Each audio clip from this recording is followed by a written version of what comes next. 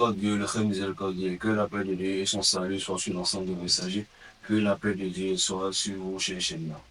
Aujourd'hui, nous allons nous intéresser à un enseignement, le messager et salut sur lui. Cet enseignement est rapporté par Abu Huraira. C'est un hadith de Bukhari. Le messager nous dit, il dit, le Seigneur nous dit, Inna Allah ta'ala qala, Man aada li waliyan faqad adantuhu bil harb.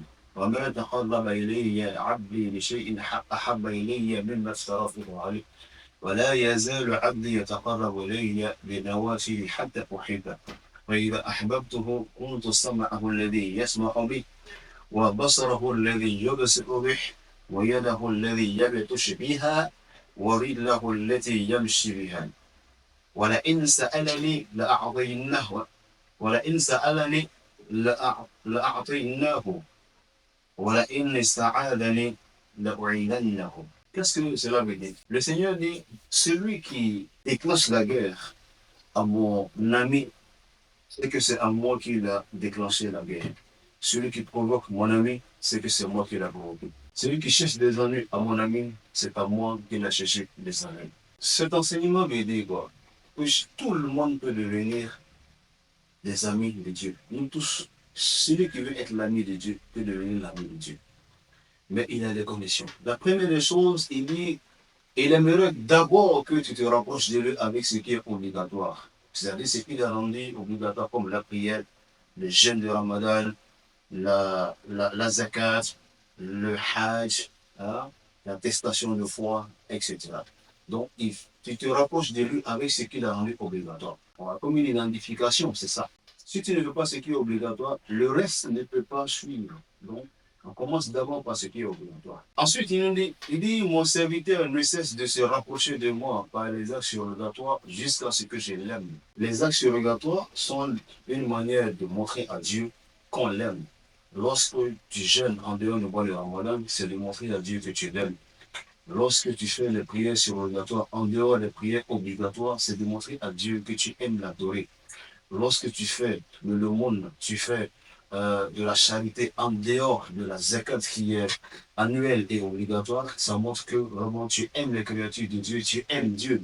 Lorsque tu vas faire la Umrah après avoir effectué le Hajj, ça montre que tu aimes Dieu parce que tu dépenses ton argent ou bien tu vas là où il veut que tu sois. Donc, ça montre l'amour. Le surrogatoire montre l'amour que nous avons pour Dieu. Et en retour de cet amour-là, le Seigneur nous aime. Et quand il nous aime, vous voyez, il devient, comme il a dit, nos oreilles. Il devient nos regards. Il devient la main, il devient les pieds. Vous savez, au temps de Omar, il avait envoyé une expédition vers la Syrie, c'est-à-dire plus de 1000 km de Médine. Et pendant qu'ils étaient en train de faire ce combat, il est arrivé qu'ils étaient en danger. Et Omar était sur le minbar en train de faire le sermon du vendredi.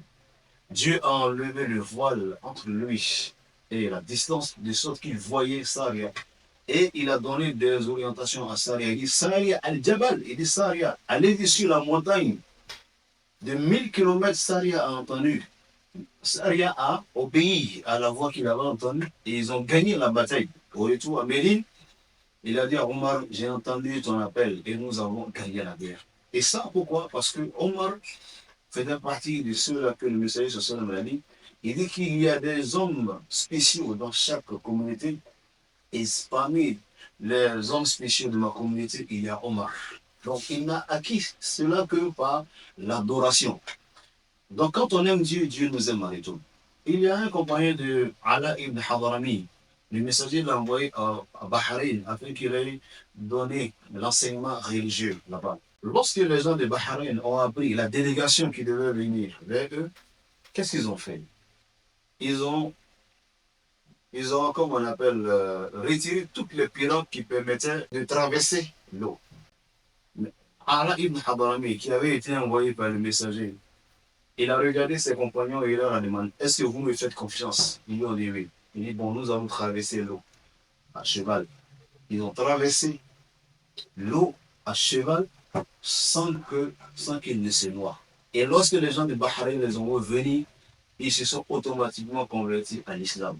Il y avait d'autres aussi, comme on appelle, qui venaient voir le messager jusqu'à des heures tardives. Et lorsqu'ils retournaient chez eux, il y avait des lumières qui les accompagnaient.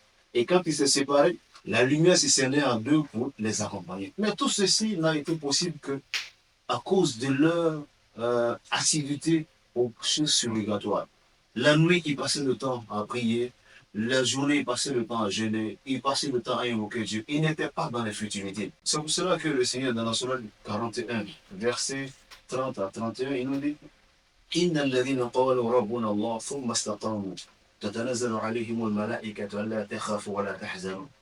Il dit ceux qui croient en Dieu et ensuite prennent la voie de la droiture, au moment de leur mort, il y a des anges qui viennent les rassurer pour dire soyez rassurés. Dieu est avec vous, ici et l'au-delà. Nous sommes avec vous, soyez rassurés, que ce soit ici, que ce soit dans l'au-delà, nous vous accompagnons. Dans la sourate 5, verset 55, voilà ce que le Seigneur dit. إنما وليكم الله ورسوله والذين آمنوا والذين يقيمون الصلاة ويؤتون الزكاة في آخر الآية. Il dit, vous savez, l'amitié de Dieu s'acquiert par la foi et l'accomplissement de la prière et de la zakat, etc. Donc, chers frères et chers sœurs, chers chemins, nous pouvons être des amis de Dieu, nous pouvons avoir sa confiance. Mais la condition est que il faut s'y mettre. Et lorsque vous vous y mettez, vous devenez des personnes spéciales. Et quand on devient spécial, vous voyez, vous arrivez à accomplir ce que un être humain normal ne peut pas accomplir. Et ça, c'est ce que les messagers arrivaient à faire parce que Dieu les avait choisis d'office. Mais nous, Dieu ne pourra nous choisir que lorsque nous serons vraiment de véritables adorateurs. Donc, sur ce, chers frères, chers cheminants, sachez qu'il est possible d'atteindre le sommet. Mais cela dépend de vous. Avec le bon comportement, avec la bonne spiritualité, avec un bon programme de spiritualité, avec une discipline religieuse, avec une foi enracinée, avec une bonne volonté, nous pourrons y arriver. Donc, que le Seigneur nous aide, qu'il nous laisse le droit chemin, qu'il fasse de nous une foi de croyance sincère, que la paix de Dieu soit sur nous.